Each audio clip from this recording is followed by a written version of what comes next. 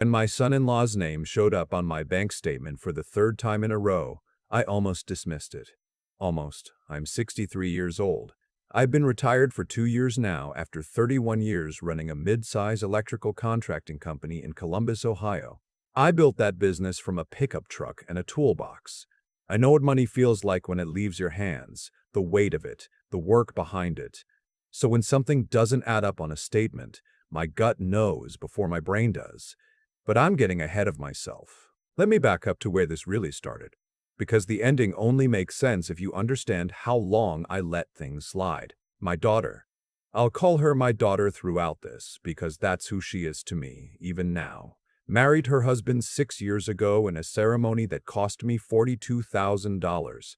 I paid for it willingly. I want to be clear about that. I stood at the back of that venue in Cincinnati with tears in my eyes watching her walk down the aisle. And I didn't think about the cost once. That's what fathers do. I didn't need to be thanked. I didn't need to be praised. I just needed to know she was happy. Her husband, I'll call him my son-in-law, seemed decent enough when they were dating. He worked in commercial real estate sales, good talker, the kind of man who could make you feel like you were the most important person in the room when he wanted something from you. I noticed that quality early, and I filed it somewhere in the back of my mind, the way you file things you hope you never need to reference again. My wife passed away 4 years ago. Pancreatic cancer. 11 weeks from diagnosis to the end. I won't dwell on that here, because it still takes something out of me to talk about it. But you need to know it happened, because it's part of why I set up what I set up afterward. I have 2 children, my daughter, who is 34, and my son, who is 31. After my wife died, I sat down with my attorney and restructured everything. I set up a living trust. I made both of them equal beneficiaries. I also opened what I called a family assistance account, a joint checking account with a modest balance that either of my kids could draw from for genuine emergencies, medical, car repairs, a bill that fell between paychecks. I put $8,000 in it to start and told them both, this is for real emergencies, not luxuries. Use it wisely and I'll keep it funded. Abuse it and it's gone. My son never touched it, not once in 4 years. He's an electrician, same trade I started in, works for a contractor in Dayton, raises his 2 kids on a tight budget without complaint. Every time I've offered to help him with something, he tells me he's fine, unless he really isn't. That's the kind of man he became. My daughter and her husband live differently. They bought a house in a suburb of Nashville. A nice house, nicer than their incomes probably justified. They leased 2 cars. They took vacations every year, always somewhere warm, always with photos on Instagram that made their life look like a magazine spread. I didn't begrudge them that. People live how they live.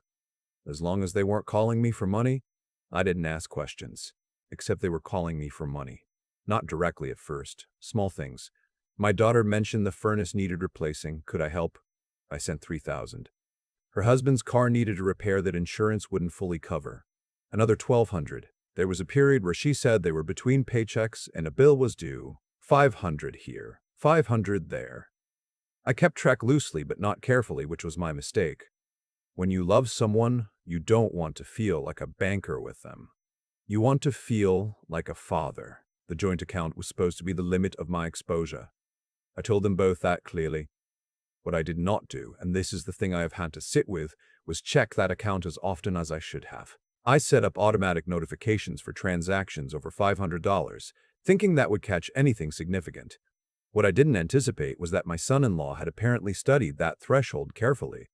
The charges started appearing in increments. $480, $460, $495, never crossing $500. Over 14 months, those charges totaled just over $11,000. None of them triggered my alert. None of them had clear merchant names. They were processed through what appeared to be a small LLC, which I later found out was an entity my son-in-law had registered in Tennessee. He was essentially writing himself checks from my account, laundering them through his own company name and counting on me not to look closely. I found out by accident. My son called me on a Tuesday evening in March, not about money, just to catch up. We were talking about his older kid's baseball season, and he mentioned offhand that his sister had texted him asking if he'd taken anything from Dad's account lately. He thought it was an odd question. So did I. Why would she be asking him that unless she was worried someone had noticed the balance dropping? I didn't say anything to my son that night. I told him I'd look into it and let it go. Then I pulled up 14 months of statements and sat at my kitchen table until 2 in the morning going through every line. $11,240. Gone. I recognized the LLC name on the third pass. My son-in-law had mentioned it to me once, maybe 2 years ago, as a side business. He was thinking about setting up for some consulting work. I'd forgotten about it entirely. He hadn't. I want to tell you that I picked up the phone and confronted them immediately, the way you're supposed to, the way every rational person would. I didn't. I closed the laptop, went to bed, and spent 3 days just sitting with what I knew. Not because I was afraid to confront them, because I wanted to be certain I was right before I did anything, and because I had a feeling, the same gut feeling I had about my son-in-law at the wedding, that if I tipped my hand too early, something would happen to cover the tracks. On the fourth day, I called my attorney. I didn't ask him what I should do emotionally. I asked him what I could do legally and financially. He told me the account structure gave me unilateral authority to close it at any time. He also told me to document everything before I moved and to say nothing to either of them until I was ready. I spent 2 more weeks documenting. I printed every statement. I traced the LLC registration in Tennessee. Public record. I took screenshots of my son-in-law's LinkedIn, which still listed the LLC under his experience. I put everything in a folder and gave a copy to my attorney and kept one in my safe. I also quietly revised my estate documents. That was a separate decision, one I thought about carefully and did not make in anger. When I looked at who my son-in-law was, really looked, with clear eyes, not the eyes of a father wanting to believe his daughter had chosen well, I saw a man who had been systematically taking from my family for years. My daughter may or may not have known. I genuinely didn't know which was worse. The reason I waited as long as I did to actually act came down to timing. My daughter had texted me in late March saying that she and her husband were planning a trip to Scottsdale for their anniversary, a long weekend at a resort. She mentioned they were so excited and that they really needed this. She did not mention they were planning to use anything of mine to pay for it. That I checked the account that Friday morning, the day before they were set to fly out. 3 charges had gone through in the past 10 days, 2 to what appeared to be a resort in Scottsdale, 1 to a car service company. Total, $2,600, all under $500 each, all from the same LLC account structure. They were at the airport when I found out. My daughter sent me a selfie, her and her husband in the terminal, both smiling, bags at their feet, gate visible in the background. Wheels up in an hour, Dad. Love you. I stared at that photo for a long time. I wrote back, have a safe flight, sweetheart, love you too. Then I called my bank. I want to describe what the next 4 hours felt like, because it wasn't rage. It was something quieter and more deliberate than rage, and I think that's what surprised me most about myself. I felt steady. I felt like I was finally doing the thing I should have done a long time ago, and the steadiness of it was almost a relief. I closed the joint account entirely. Whatever balance remained, about $1,400, was transferred back to my personal checking account. I also contacted the fraud department and formally flagged the LLC charges, providing the documentation I had already assembled with my attorney. The bank representative told me they would open an investigation and that I should expect to hear from them within 7 to 10 business days. Then I called my attorney again. He'd been expecting to hear from me. We talked for 40 minutes. He advised me to send a formal written notice to my son-in-law's LLC, certified mail, outlining the unauthorized transactions and demanding repayment within 30 days before further legal action was pursued. He drafted it that afternoon. I signed it that evening. It went out the next morning. My daughter called me Saturday afternoon from Scottsdale. She sounded wonderful, talking about the pool, the weather, a spa treatment she'd had. I asked her how the resort was. She said it was beautiful. She said her husband had surprised her with a dinner reservation somewhere nice for that evening. I did not tell her. Not yet. That sounds lovely, I said. I'm glad you're enjoying it. We needed this so much, Dad, she said. You have no idea. I think about that sentence sometimes. You have no idea. She was right in a way she didn't mean.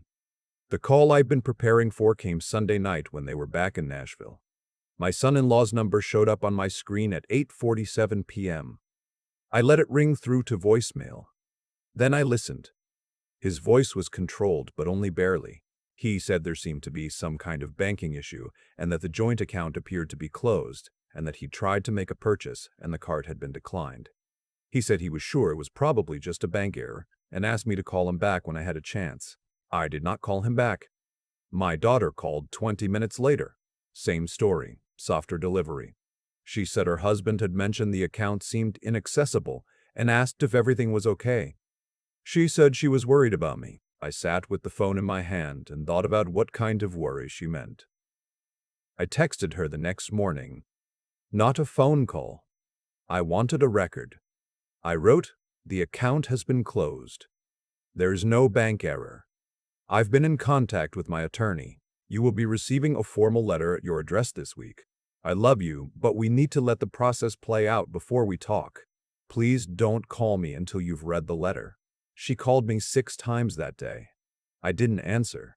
The certified letter arrived at their address on Wednesday. I know because my attorney used a service that provides delivery confirmation. My son-in-law signed for it at 11:14 a.m. That afternoon, my daughter sent me a text that read, "Dad, I didn't know. I promise I didn't know. Please pick up, please." I read it. I believed some part of it. I also understood that whether she knew or not, the marriage she had chosen had come into my home and stolen from me while I was grieving, while I was trying to hold my family together after losing her mother, while I was trusting the people I loved. I didn't respond that day. I needed to be a person who made decisions, not a person who reacted. My son came to Columbus that weekend. I hadn't asked him to. He just showed up Saturday morning with coffee and a box of donuts, the way he used to when he was a teenager, and he could tell something was wrong with me. We sat at the kitchen table for 3 hours. I showed him everything. The statements, the LLC, the timeline. He sat very still through most of it and didn't say much. When I finished, he was quiet for a long moment. Then he said, "Dad, what do you need from me? Not, what are you going to do? Not, how much was it? Just, what do you need?" I told him I was going to be okay. I told him I was more ashamed that it had taken me so long to pay attention than I was angry at the people who had done it. He said, "You trusted your family.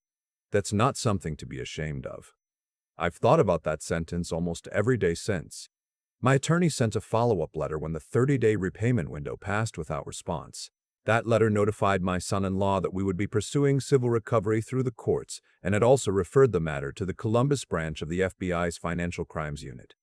Given that the fraud had crossed state lines, I don't know exactly what happened in that house in Nashville the night that second letter arrived. But my daughter called me within 2 hours, and for the first time, she wasn't asking me to drop it. She was asking what her husband needed to do to make it right. That call was the hardest one, not because I was still angry. I wasn't, not exactly. But because I could hear in her voice that she was finally seeing something clearly that she had chosen not to see for a long time. And there is nothing quite as painful as watching someone you love understand the hard truth about their life. We talked for a long time. I told her I didn't blame her for not knowing. I chose to believe that. I told her I still loved her. I also told her that what had happened was not something I could simply forgive and forget as though it had been a misunderstanding, because it hadn't been a misunderstanding. It had been deliberate and repeated and calculated. My son-in-law did not contact me himself. He sent a message through his own attorney asking to settle. His attorney offered a lump sum repayment of $6,000 and a request that I withdraw the bank fraud referral. My attorney wrote back and declined both conditions. Full repayment or we proceed. Full repayment arrived by wire transfer 41 days after the first certified letter. $11,240. Back in my account, I withdrew the civil action. I did not withdraw the referral to the Financial Crimes Unit. That was out of my hands by then anyway, and frankly, it should be. What he did was fraud. I am not in the business of making that disappear in exchange for getting my money back. He committed a crime, and the appropriate institutions can decide what to do about it. My daughter and her husband separated 3 months later. She called to tell me, and her voice was quiet in the way it hadn't been in years. Not sad exactly, more like someone who had been holding a lot of tension for a long time and had finally set it down. She said she'd moved into an apartment closer to her job. She said she was okay. I revised my estate documents again after the separation. My son remains a full equal beneficiary. My daughter remains a full equal beneficiary. Their lives belong to them. My money belonged to me, and what's left of it will go where I choose when I'm gone. I want to say something about the joint account and about trust because I've had a lot of time to think about both. I set that account up with good intentions. I wanted my kids to have a soft landing if they needed one. I wanted to still be useful to them after I retired, after their mother was gone, after the business was sold. I think there's a version of generosity that comes from love, and a version that comes from fear. Fear of not being needed, fear of not mattering to the people you love most. And I'm not entirely sure, looking back, which version mine was.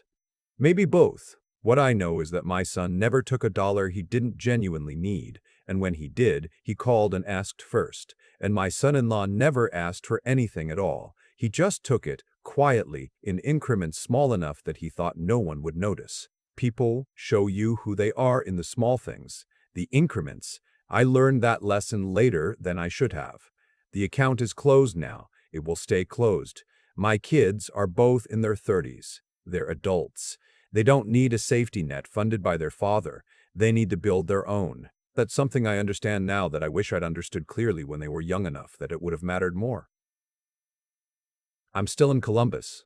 I still have coffee with my son on Saturday mornings when he can make it up. My daughter came to visit last Thanksgiving.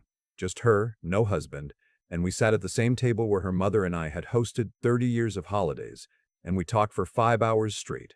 About her mom. About her childhood. About what she wants her life to look like now. It was the most honest conversation we'd had in years, maybe ever. I'm not going to tell you I'm glad any of this happened because I'm not. I lost money I worked for over decades. I lost 4 years of blind trust. I lost some image I had of what my family looked like. But I didn't lose my family, not really. My daughter asked me near the end of that Thanksgiving dinner if I was ever going to fully forgive her for what her husband did on her watch. I thought about it for a moment. Actually thought about it, didn't just reach for the easy answer. I told her I already had. What I was still working on was forgiving myself for not paying closer attention. She got up and hugged me for a long time without saying anything. And I held on. The way you hold on when you know something was almost lost. That's the part they don't tell you about revenge or justice or whatever you want to call it. Getting your money back felt like closing a chapter. Getting my daughter back felt like the whole story. I sleep fine these days. I check my statements every week, and I leave the porch light on whenever one of my kids is on the road. I've been thinking a lot lately about the difference between being trusting and being careless. For most of my life, I confused the two, and I'm not sure I'm the only one who has. When I set up that joint account after my wife died, I told myself it was generosity. And part of it was. But another part, the part I had to get honest with myself about, was that I stopped paying attention because paying attention felt like it meant I didn't trust my own children. I thought vigilance and love were opposites. They're not. Vigilance is a form of respect for yourself and for the people you're responsible for. My son-in-law didn't steal from me because he was some kind of exceptional predator. He stole from me because I made it easy, and because somewhere along the way he decided that the rules other people lived by didn't apply to him. That's not a complicated psychology. That's just a man who was never required to face a real consequence, and who looked at my open account and saw an opportunity instead of a boundary. The actions he chose had a cost. They always do. He just assumed someone else would absorb it. For 14 months, he was right. Then he wasn't. What changed wasn't my anger. I want to be clear about that. I wasn't operating on emotion when I made those calls. I was operating on clarity, which is something I think we confuse with coldness when we see it in other people. But it isn't cold. It's just what happens when you finally stop flinching from the truth and decide to act on what you actually know instead of what you wish were true. The hardest part of this whole thing wasn't closing the account. It wasn't the attorney's letters or the fraud referral. or even the silence between me and my daughter in those first weeks. The hardest part was admitting that I had played a role in building the conditions that made this possible. Not through malice, not through stupidity, but through a kind of soft avoidance.